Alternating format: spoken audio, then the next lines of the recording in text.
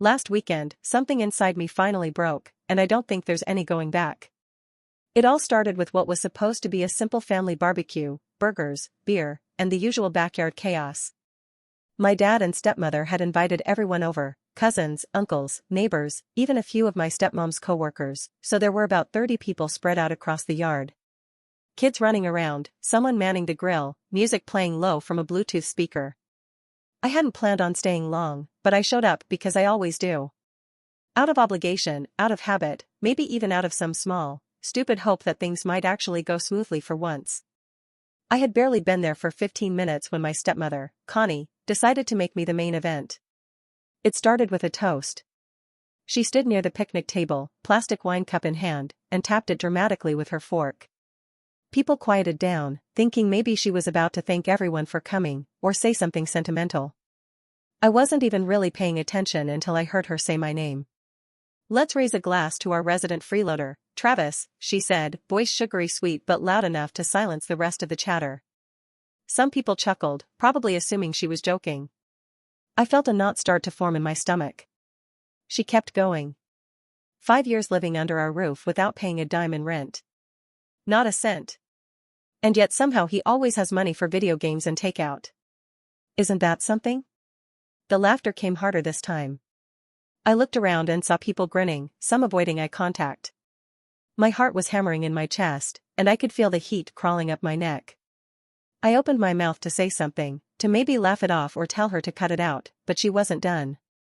"Well, Travis, the gravy train ends now. Starting next month, we expect $1,000 from you. Every month. No exceptions. You're almost 30, for God's sake." Then came the worst part. My dad, sitting with a beer in one hand and a plate of ribs in the other, raised his bottle in the air and called out, "I'll drink to that," before taking a long swig. That got the biggest laugh of all. In that moment, it felt like the entire yard tilted sideways.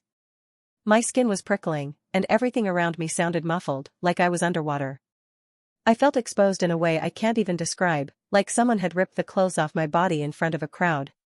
Except it wasn't my body she stripped, it was my dignity, my history, everything I had quietly done for that house over the last 5 years. I didn't say anything. I couldn't. I just stood there, stiff, while people laughed around me like it was a roast. I wasn't even angry yet. I was frozen. Embarrassed. Humiliated beyond belief. I felt like a complete idiot for ever thinking I was part of that family, like I had any standing there at all. Because here's the truth Connie conveniently left out of her little speech, I was the one who kept that house afloat after my dad got laid off. When he couldn't find steady work after the plant shut down, I covered the mortgage. When Connie's car broke down, I paid for the repairs. When my half-sister needed braces, I handed over my savings without hesitation. I never complained, never asked to be paid back. I wasn't just living there for free.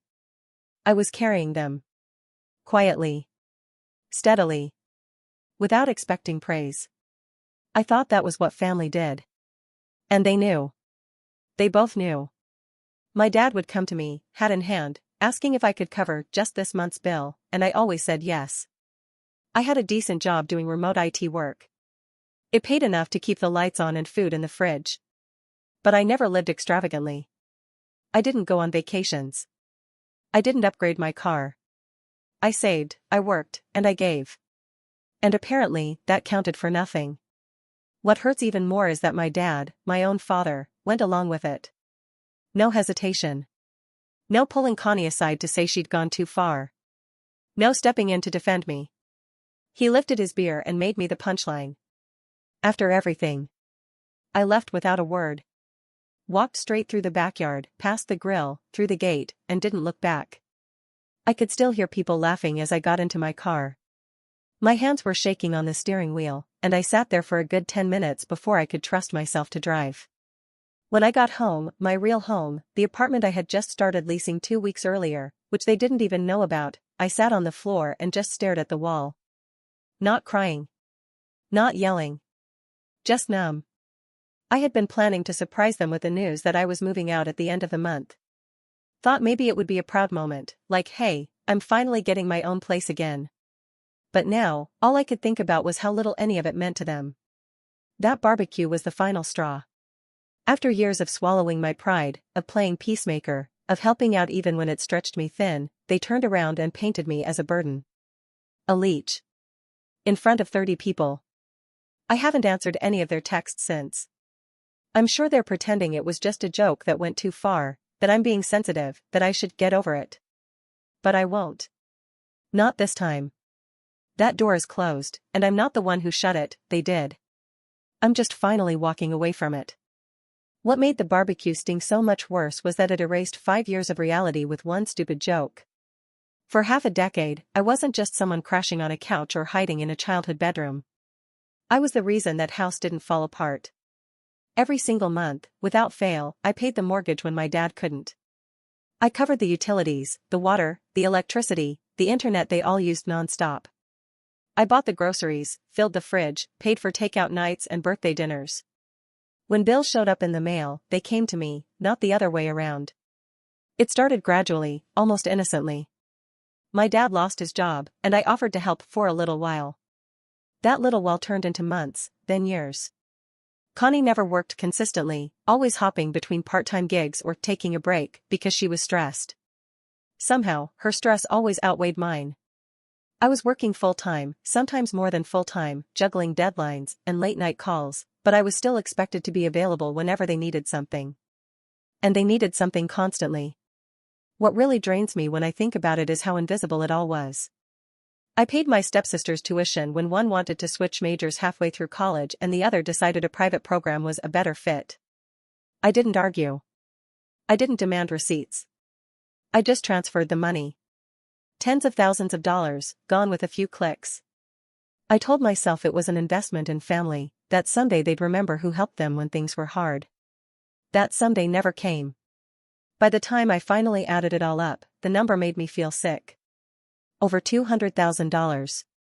That's not an exaggeration or a rounded-up estimate. That's real money I earned with my time, my energy, and my sanity. Money I could have used to buy my own place years ago, or build real savings, or actually live instead of constantly treading water. And after all of that, I can't remember a single sincere thank you. Not one moment where someone sat me down, looked me in the eye, and acknowledged what I had done. Instead, they lived comfortably. Connie always had new clothes, salon appointments, weekend trips. My dad upgraded his truck. The house got renovations I paid for but was never consulted about. I slept in the same room, used the same furniture, and kept my footprint small so I wouldn't be in the way. Somehow, despite funding their entire lifestyle, I was treated like an inconvenience. Like I was lucky to be there. That's what hurts the most now. Not just the money, but the narrative they built about me. In their version of reality, I was a burden. A grown man refusing to grow up. Someone taking advantage of their generosity. It's almost impressive how completely they rewrote the story, turning me into the villain while standing on everything I provided. And the fact that they were comfortable saying that out loud, laughing about it in front of people, tells me they truly believed it. Looking back, the signs were always there. The way requests turned into expectations. The way my contributions were minimized or ignored. The way my needs were always postponed for later. I kept telling myself that loyalty mattered, that family wasn't transactional, that I shouldn't keep score. But they were keeping score the whole time, just not an honest one. I don't regret helping when I did. I regret how long I let myself be taken for granted. I regret believing that sacrifice would eventually turn into respect. Because when the moment came, when they had a chance to show even a shred of gratitude or decency, they chose to humiliate me instead. 5 years, over $200,000, and I walked away with nothing but clarity. What they didn't know, what no one knew, was that I had been planning my exit for months, quietly, methodically, and with a kind of resolve I hadn't felt in years. I had spent so long feeling trapped in that house, bound by obligation and guilt, constantly telling myself I couldn't leave because they needed me, because I couldn't abandon my family. But after enough sleepless nights and one too many hollow conversations filled with passive-aggressive jabs and backhanded comments, something inside me shifted. I stopped making excuses for them, and I started making plans for myself. It began with a separate savings account. One they couldn't see, couldn't access, and didn't even know existed. I opened it under a different bank entirely, using paperless statements, redirecting a quiet portion of every paycheck through a second deposit route. At first, it was small, just a few hundred here and there, amounts I knew wouldn't raise eyebrows or trigger questions. But over time, it grew. I cut back on everything I could, stopped ordering food, declined every family outing, skipped unnecessary spending, all under the guise of being tight on money. They believed it without hesitation, which only made their insults sting more later. All that time they thought I was leeching off them, I was quietly starving myself of any luxury just to secure a way out. Prescott, Arizona, wasn't a random choice. I had been looking at apartments in that area for almost a year, stalking listings, watching prices, studying the neighborhood layouts and crime rates, school zones even though I had no kids, just to understand what kind of place it was. It felt peaceful, removed from the chaos, not too big, not too small. When I finally found the right one, a 2-bedroom with decent light and a manageable rent, I didn't tell anyone. I signed the lease online, used a forwarding address for paperwork, and handled everything through encrypted email. I transferred my mail to a P.O. box in town to avoid suspicion, and every single step felt like reclaiming a tiny piece of myself. The packing was the hardest part. I had to do it in stages, always when no one was home. I'd wait for Connie to leave for one of her yoga classes or my dad to go visit friends, then I'd take out a single suitcase, fill it, and stash it in the trunk of my car. Sometimes I'd pack boxes and take them to a friend's garage across town, a guy I used to work with who owed me a few favors and didn't ask questions. I told them I was doing a little spring cleaning, getting rid of old junk. They barely noticed. They never paid much attention to my room, never asked where things were going. That was the thing about being invisible in your own home, people stopped seeing you even when you were right in front of them. I hired a moving company 2 weeks before the barbecue. I found one that operated discreetly, promised early morning pickup, and could be in and out in under 2 hours. I scheduled them for the morning after the barbecue, knowing everyone would be hungover or asleep, too busy recovering from the night's chaos to bother with me. It was poetic in a way. They spent the evening mocking me, treating me like dead weight, and less than 12 hours later, I'd be gone without a trace. No confrontation, no explanations, just space where I used to be. That Saturday night, when Connie humiliated me and my dad toasted to it, I stood there in silence not because I had no words, but because I didn't need to say anything anymore. I had already won. I had already left them behind in every way that mattered. My mind wasn't in that backyard surrounded by their laughter, I was in my new apartment, picturing furniture placement, clean walls, a fresh start without their voices echoing down the hallway. Every cruel comment, every dismissive smirk, every time they rolled their eyes when I spoke, none of it could reach me anymore. They just didn't know it yet. I slept in my room that night for the last time, the space already half empty, the drawers cleared, the closet nearly bare. The only things left were items I didn't care to take, memories I didn't want, hand-me-down furniture, and gifts that had always come with strings attached. I didn't even bother setting an alarm. I was up before sunrise, dressed, packed, and ready. When the movers arrived, I showed them exactly what to grab, walked them through the logistics, and watched as everything I owned was carefully loaded into the truck. I didn't leave a note. I didn't send a text. I locked the front door behind me and dropped the key through the mail slot. I got into my car, turned the engine, and drove away without looking in the rearview mirror. While everything at home felt like a slow suffocation, my professional life was moving in the complete opposite direction. For the first time in years, I was excelling in ways that couldn't be ignored. I worked in digital marketing, mostly handling mid-level campaigns and social media management for entertainment clients, but one project in particular changed everything. It was a promotional rollout for an indie film, modest budget, minimal buzz, nothing that looked like it would take off. But I saw the potential immediately. I pitched a high-risk strategy focused on micro-influencers, interactive content drops, and an aggressive push on emerging platforms most of our competitors ignored. I stayed up nights designing mock-ups, scripting teaser videos, and managing timelines that should have been handled by a full team. I lived and breathed that campaign for 6 straight weeks. And then it exploded. The trailer hit over 10 million views in its first week. Hashtags we created trended globally. Meme pages picked it up, fan art communities latched on, and suddenly the studio's tiny gamble turned into their biggest sleeper hit of the year. The film went viral not because it had a huge cast or massive budget, but because we made it feel like something people discovered on their own. And at the center of all that momentum, quietly pushing every decision forward, was me. My company took notice. Fast. I was called into meetings with executives I'd never even spoken to before. People started forwarding me emails with words like visionary and next-level execution. And when the dust settled, I was handed a $60,000 bonus. Not commission. Not a raise. A one-time cash bonus as a direct thank you for what I had delivered. It felt surreal. For a moment, it didn't even register. I had been so used to just surviving, to working for the sake of keeping everyone else afloat, that the idea of being rewarded for my own success felt foreign. But it was real. The deposit hit my account less than 2 days later. I didn't tell anyone at home. Not my dad. Not Connie. Definitely not my stepsisters. I continued eating whatever leftovers they gave me, pretending to be broke, declining outings by saying I was saving up or still paying off bills. Meanwhile, I was quietly building the rest of my escape. That bonus, every dollar of it, went straight into my hidden account. I didn't touch it. Didn't even move it. I stared at that number every night before bed like it was a secret key, the silent proof that I was no longer trapped. The thing that truly broke the illusion, though, wasn't the money, it was a conversation I had with my boss about 3 weeks before the barbecue. He had been watching my progress for months, quietly mentoring me from a distance. He pulled me into his office after a presentation and said he could tell I was under a lot of pressure. I tried to brush it off, said I was just dealing with some family stress, but he didn't let it go. He asked if I was financially supporting anyone. I was caught off guard, but I nodded.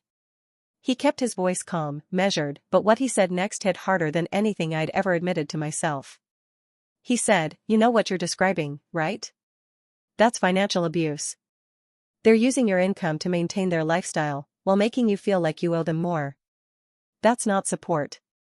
That's exploitation." No one had ever said it that plainly before. I had spent so long rationalizing it, telling myself I was just helping out, being a good son, pulling extra weight because I could. But the moment he said it out loud, the mask slipped. He was right. I wasn't part of a family unit pooling resources during a hard time. I was the resource. And they had been draining me dry for years while making me feel ashamed for not doing even more.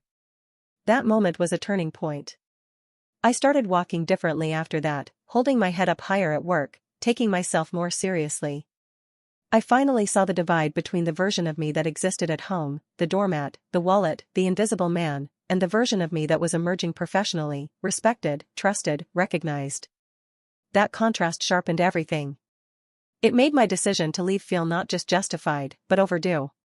So while my dad and Connie mocked me over beers and burgers, while they told a yard full of people that I was deadweight, I already knew better. I had a 6-figure victory sitting in my account, a career trajectory that was finally taking off, and the quiet, powerful validation of someone who saw me for what I truly was, someone who deserved to be free. The moment I realized just how little respect they had for me, how little they valued me as a person and not just a source of income, came on a random Tuesday afternoon. I had taken the day off work to deal with some back-end account transitions, cleaning up my finances as I prepped for the move.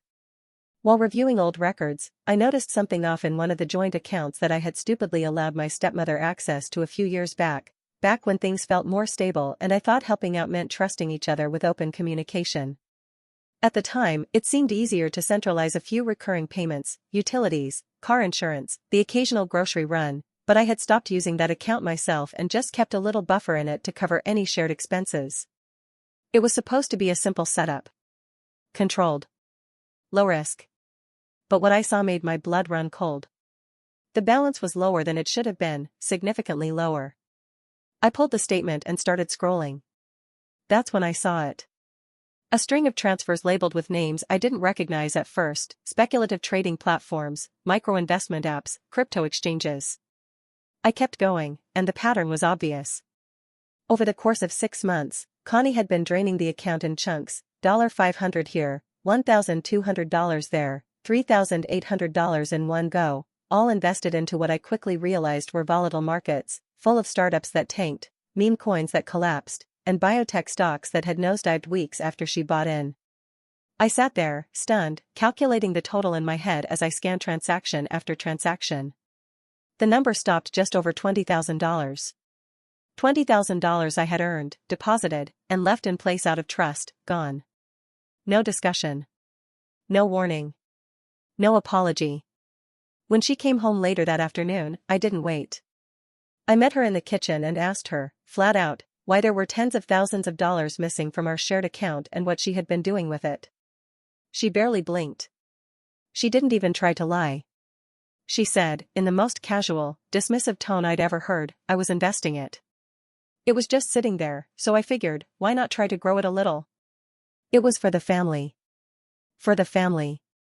That phrase hit me like a slap. I asked her how she could think that was even remotely okay, taking my money without permission, gambling it on high-risk stocks like she was some Wall Street savant. She shrugged. Said something about how we're all in this together and how she thought I'd be happy someone was being proactive. When I told her she'd lost over 20 grand, her expression didn't change. She said money comes and goes, and that I shouldn't make a big deal out of it. As if $20,000 was pocket change. As if my labor, my long hours, my careful budgeting didn't matter. As if I was just a bottomless bank account they could dip into whenever they pleased. In that moment, something inside me snapped into focus. It was like the final puzzle piece falling into place. I realized I was never actually seen as part of the family. Not really. I wasn't a son, a sibling, or even a step anything. I was a resource. A tool. A way to keep the lights on, fund vacations, pay for tuition, cover car repairs, and now, apparently, bankroll stock market fantasies. All while they mocked me to my face, laughed behind my back, and framed me as the one who needed to grow up. I had always chalked their entitlement up to poor communication or just a lack of emotional awareness. I thought they were careless with their words, not cruel. But now I saw it clearly, there was no confusion. They had made a conscious choice to treat me as less than, to use me, and to do so with complete disregard for my autonomy, my efforts, or my boundaries. And the worst part was that they didn't even feel bad about it. That was the moment I stopped feeling conflicted about leaving. No more doubts. No more guilt. That $20,000 wasn't just a financial loss, it was a final reminder that I was alone in that house, surrounded by people who smiled at me while stealing from me. People who felt entitled to every piece of me, and who never once thought to ask what I needed, what I wanted, or whether I was okay. They gambled my money without flinching. But they also gambled something far more valuable, whatever trust or loyalty I had left. And they lost it. Completely. The barbecue was already tense before anything even happened, but I tried to stay quiet and blend in like I always did. I kept to the edge of the yard, sipped my drink, made small talk with a few cousins I hadn't seen in a while, and smiled politely when neighbors asked what I'd been up to. I was counting the minutes until I could leave without it being obvious, but then a family friend, Mr. Donnelly, one of my dad's old golf buddies, walked over and clapped me on the shoulder with a big grin. He said he'd heard about the movie campaign I'd led, said his son saw it on TikTok and thought it was genius. He asked if that was my doing, and I nodded. He congratulated me, said it was great to see someone from the family doing big things, that I must be on the rise. Before I could even respond, Connie cut in. She swooped into the conversation like she'd been waiting for the spotlight, laughed louder than necessary, and said, "Oh please, don't inflate his ego. He still lives in our house like a grown-up child. Doesn't pay rent. Doesn't lift a finger. He's a full-time moocher with a fancy job title." The smile on her face was smug, her tone playful to anyone who didn't know better, but I knew exactly what she was doing. It was the same tactic she always used: humiliate, diminish, control. I tried to shake it off, but she wasn't done. She raised her plastic wine cup and tapped a fork against it like she was proposing a toast. The entire yard turned toward her. Conversations died down. Plates hovered mid-air. She said, loud enough for everyone to hear, "Starting next month, our little success story here will be paying rent, $1,000 a month. Finally earning his keep after 5 years of freeloading." Laughter broke out across the yard. My dad was sitting on the deck steps, holding a beer, and without missing a beat, he lifted it in the air and said, "I'll drink to that." More laughter. Clinking glasses. People chuckled like it was just a harmless jab, a family joke. But I wasn't laughing. I was done. I took a breath and stepped forward, not raising my voice, not shouting, just speaking clearly enough for everyone to hear. "You want to talk about freeloading?" I said. A few heads turned. "Let's talk about what I've actually paid over the past 5 years. Not just rent. The mortgage. The utilities. Groceries. Car repairs. School tuition. Medical bills. Do you know what it all adds up to? Connie rolled her eyes and muttered something, but I didn't stop. I was locked in. $200,000. That's what I paid to keep this household running. 200 grand. Out of my own pocket. Quietly. Month after month. While they acted like I was some kind of parasite. While they spent money I earned, took credit cards I paid off, drove a car I covered, and never once said thank you. Silence. Total, complete silence. My dad's hand froze halfway to his mouth, beer still in it. Connie looked stunned for a second, but quickly masked it with a smirk, like she still thought she could spin it. But no one was laughing anymore. A few people shifted uncomfortably. Someone near the grill whispered something. The mood had shifted like a thunderclap. I didn't wait for a response. I wasn't interested in hearing excuses, fake apologies, or more jokes. I looked around one last time, not at them, but at the faces of the people who had just watched my character get torn apart and then witnessed the truth come out. I wanted them to remember it. To remember that I had spoken up. Then I turned and walked away. No goodbyes. No dramatic exit. Just calm, final steps out of a yard full of people who had laughed at me without knowing the cost. The morning after the barbecue, I woke up before the sun, heart pounding but mind clear. I had barely slept, but I didn't need rest. I needed resolve. Everything was packed, my clothes, electronics, documents, personal things, already staged and ready in the garage. The movers were scheduled to arrive at 6 sharp, just like we'd arranged, and true to their word, they rolled into the driveway with quiet efficiency while the house was still dark and silent. No barking dogs, no nosy neighbors, no early risers in the kitchen. Just stillness. I moved through the house like a ghost. My footsteps soft, deliberate, almost reverent in how final they felt. Every time I crossed a room, I remembered a version of myself that had once existed in it. Eating silently at the dinner table while everyone laughed about something I wasn't included in. Staying up late in my room with my headset on, pretending I was somewhere else. Writing checks, making transfers, handing over my card at grocery stores, always one step behind gratitude, never even close to respect. On the kitchen table, I placed a single manila envelope. Inside was a printed spreadsheet, 14 pages long. I had spent weeks compiling it, cross-referencing bank statements, receipts, screenshots, bills. It detailed every dollar I had contributed over the last 5 years. Mortgage payments. Utility bills. Groceries. Car insurance. Repairs. School tuition. Out-of-pocket expenses they never reimbursed. Birthday gifts. Loan payments I absorbed. Even the $20,000 Connie lost trying to play day trader with my money. All of it itemized, dated, and sourced. There were notes in the margins, references to original transactions, color-coded cells marking major milestones. One section highlighted in red simply read, "House would have foreclosed in 2019 if not for this payment." There was no emotion in it. No commentary. Just math. Just the truth. I placed it in the center of the table, right where they'd see it when they came down for coffee, expecting the kitchen to be full of life, not empty of me. By 7:30, the movers had loaded the last of my boxes into the truck.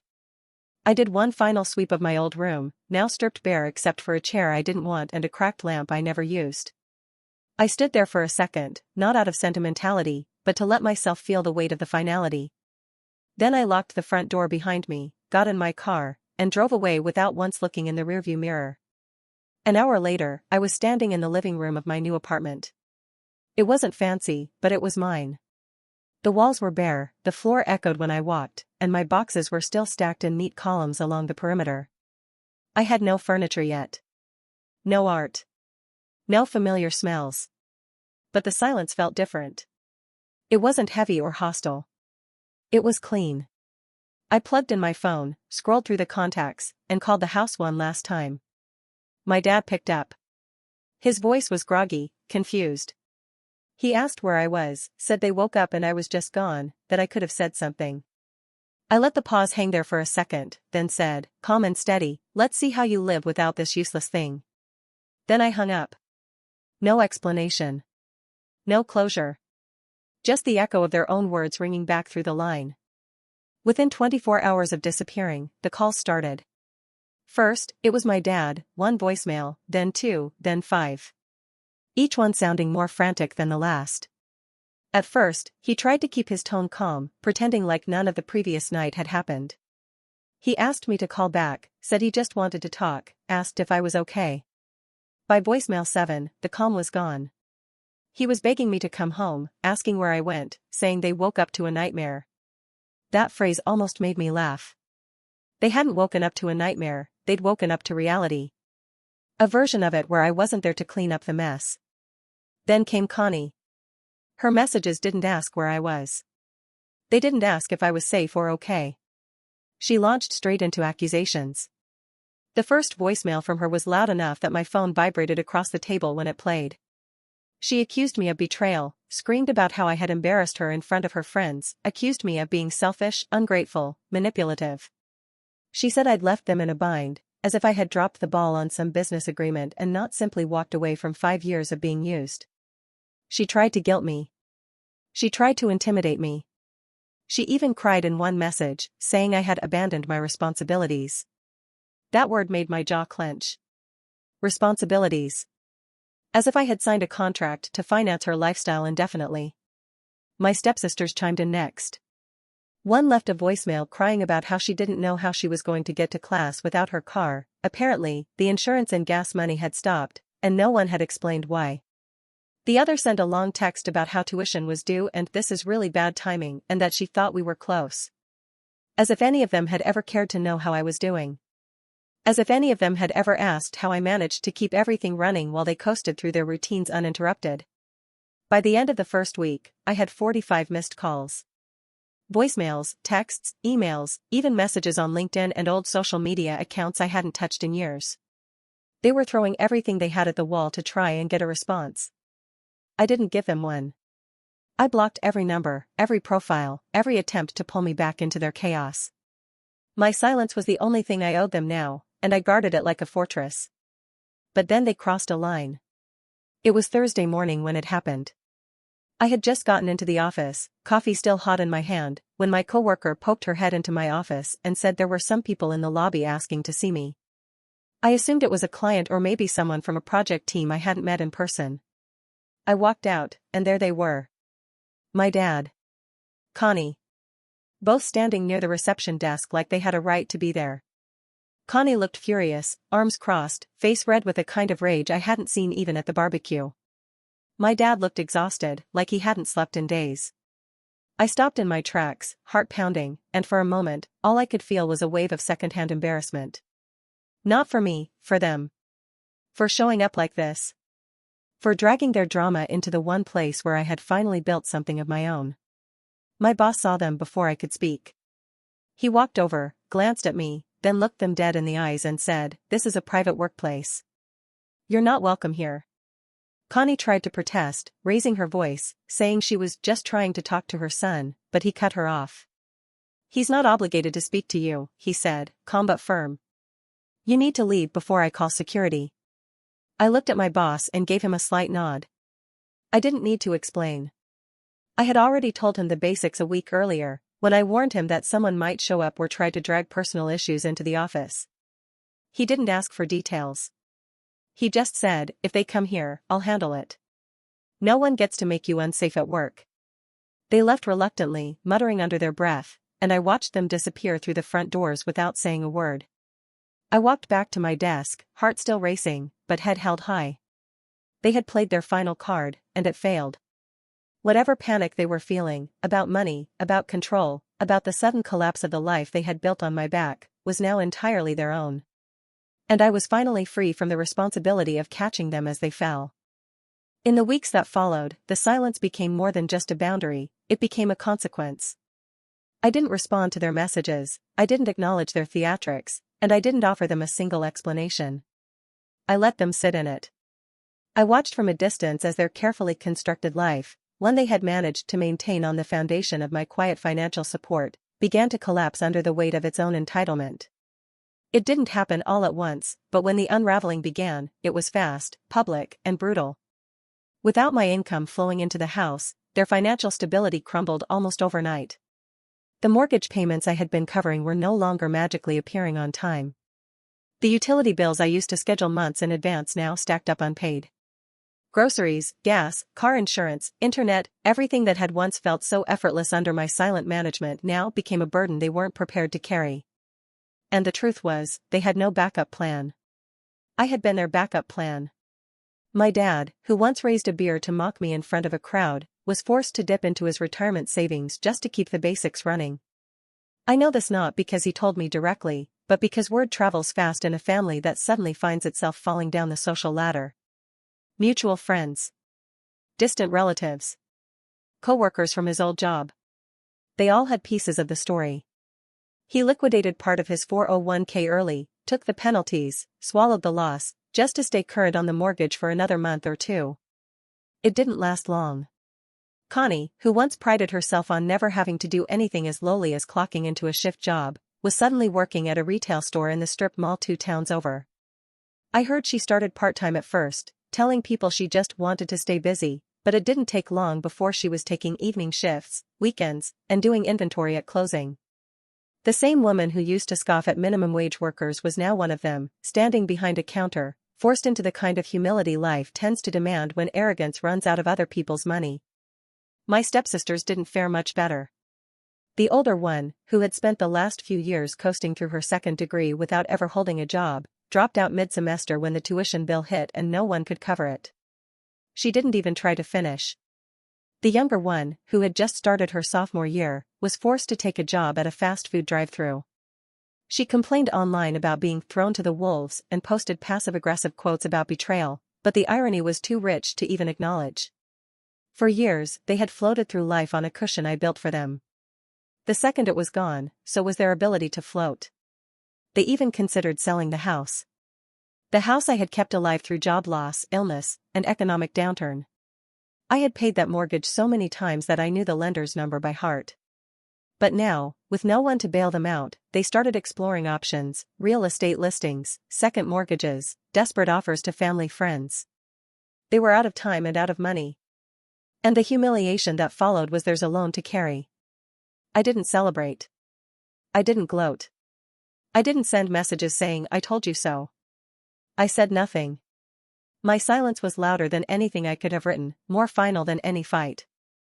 It was deliberate, and it was deserved.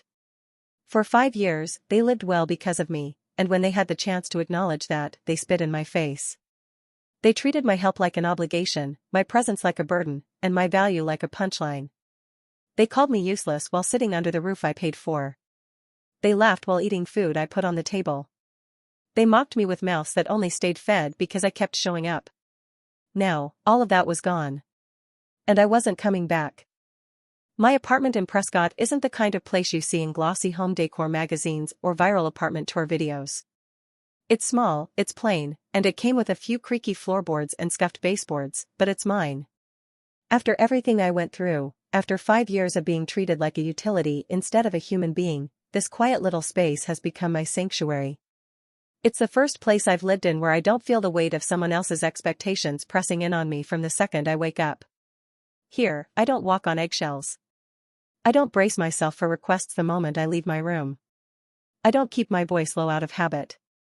The silence in this apartment doesn't come from tension or resentment, it's peace. I live on the second floor of a modest, slightly run-down building with a cracked parking lot and faded unit numbers on each door. It's not glamorous, but I don't need it to be. My one-bedroom unit faces the east, and every morning, I step out onto my narrow patio with a mug of coffee and breathe in the crisp air while the sun rises over the rooftops. There's no dramatic view, just a patch of overgrown grass, a few rustling trees, and the occasional neighbor walking their dog. And yet, I feel more at home here than I ever did in the house I helped pay for. The furniture inside is a mix of hand-me-downs, thrift store finds, and a few things I ordered online when I moved in. None of it matches, but every piece was chosen by me, for me, with no one else's input or approval. My desk, set up by the window, holds my work laptop and a corkboard filled with campaign materials I'm actually proud of. On the walls, I've started hanging posters from past marketing projects, some big-name campaigns, some small, but all reminders of what I've accomplished without anyone's help. The centerpiece is a framed print from the movie campaign that changed everything. Every time I look at it, I remember the energy, the risk, the payoff, and the version of myself that started to emerge from that success, quietly, powerfully, beneath all the noise I used to live in. The kitchen is tiny, barely wide enough for two people to stand in side by side, but it's clean and functional. For the first time in years, I cook for myself, not because someone expects it, not because it's my turn, but because I want to. I choose my meals, I stock my fridge, I take time to experiment with recipes I'd bookmarked years ago and never had the bandwidth to try. When I open a cabinet, I know exactly what's inside. No one moves things. No one leaves dirty dishes piled up for me to clean. The space stays exactly the way I left it, and that small consistency means more to me than I ever imagined. My bedroom is plain, with soft lighting and blackout curtains. My clothes fit into one dresser. I bought new sheets when I moved in, not expensive, but fresh, crisp, mine. I sleep better now. Not because the mattress is better than the one I had before, but because my mind is no longer racing when I close my eyes. I don't go to sleep wondering what bill is going to show up in my inbox the next morning. I don't wake up to passive-aggressive comments about how long I've been staying there or jokes about how I don't contribute enough. I wake up when I want, in silence, and start my day without anyone demanding a piece of me. What I've learned in this apartment is that peace isn't dramatic. It doesn't come in waves or declarations. It comes in small moments: clean dishes drying in a rack, a quiet walk through town, the ability to buy something for myself without guilt. It's drinking coffee on my patio without bracing for someone to knock on the glass door asking for a loan. It's sitting on my worn-out couch, streaming a show I enjoy, knowing no one's going to talk over it or change the channel. It's walking into a space and not having to shrink myself to fit someone else's comfort. No one here asks me for money. No one calls me lazy. No one jokes about how I should be paying rent. No one touches my things, uses my name as a punchline, or sees me as anything less than whole. I don't have to explain myself. I don't have to justify what I buy or where I go or why I don't answer certain phone calls. I don't have to brace myself when my phone buzzes. Most of the time now, I leave it on silent. And for once, silence feels like safety, not punishment. There are still moments where the habits linger, when I flinch at a knock on the door or instinctively reach for my wallet at the sound of someone's frustration. But they're fewer now. I'm retraining my mind, learning that I don't exist just to make other people comfortable. I don't owe anyone my time, my energy, or my bank account. Every dollar I earn now stays with me. Every decision I make is mine. Every bit of progress I achieve is proof that I was never the failure they made me out to be. I wasn't a leech. I wasn't a freeloader. I was their lifeline. And now that I've cut them off, I've become my own. This life isn't perfect. But it's mine. Completely, quietly, fully mine. Once the weight of that life was finally gone, it was like something inside me snapped back into place, something I hadn't even realized had been broken for years. The moment I no longer had to carry the emotional and financial burden of other people's lives, my own life started to move forward with a speed and clarity I hadn't felt in a long, long time. It was like I had been stuck in a fog that I'd just accepted as permanent, and now, for the first time, the sky was actually clear. At work, everything shifted. Without the constant mental drain of managing their bills, covering their needs, and absorbing their passive-aggressive guilt trips, my focus returned with full force. I stopped second-guessing myself. I pitched ideas more confidently. I started speaking up in meetings, not because I had to prove anything, but because I finally had the mental energy to contribute fully. My mind was no longer a battlefield of personal stress clashing with professional responsibility. It was sharp. Open. Rested. The kind of creative space that had once come naturally to me, before years of obligation dulled everything to grayscale. A few weeks after I moved into my apartment, my boss called me into his office. He didn't waste time with pleasantries. He said, "Whatever you've been doing lately, keep doing it. Your work is stronger than ever." Then he handed me a letter. Inside was the promotion I'd been quietly working toward for over a year. A title change. A pay raise. A formal acknowledgement that my contributions weren't just noticed, they were valued. For the first time, I felt like I was being rewarded for showing up as myself, not for sacrificing myself. I walked out of that office feeling taller. Lighter. For so long, I had been pushing myself just to stay afloat, pouring everything I had into keeping a family afloat that never once stopped to ask what I needed. Now, I was investing that same energy into building something of my own. And it was paying off. My creativity didn't just come back, it exploded. Ideas poured out of me, effortlessly. I found myself staying late at work, not out of obligation, but because I was actually excited about the projects. I rediscovered what it felt like to solve problems just because I enjoyed the challenge, not because I was terrified of letting someone down. I started sketching again, something I hadn't touched since college. Not for work, not for social media, just for myself. Pages and pages of ideas that had been buried under years of exhaustion and emotional debt now had room to breathe. And with all that, something else happened. I started dating again. It began slowly. I wasn't looking for anything serious, just someone to get coffee with, to share a meal, to laugh with. The first time I sat across from someone and didn't immediately calculate how much the date would cost or how I was going to justify the expense to myself later, I almost didn't recognize the feeling. It wasn't guilt. It wasn't fear. It was just life. A normal part of life that I had denied myself for years because I was too busy playing provider for people who never thanked me. Now, I could enjoy someone's company without a clock ticking in my head, without thinking about what bill I wouldn't be able to pay if I splurged on dessert or offered to cover the check. I laughed that night. Really laughed.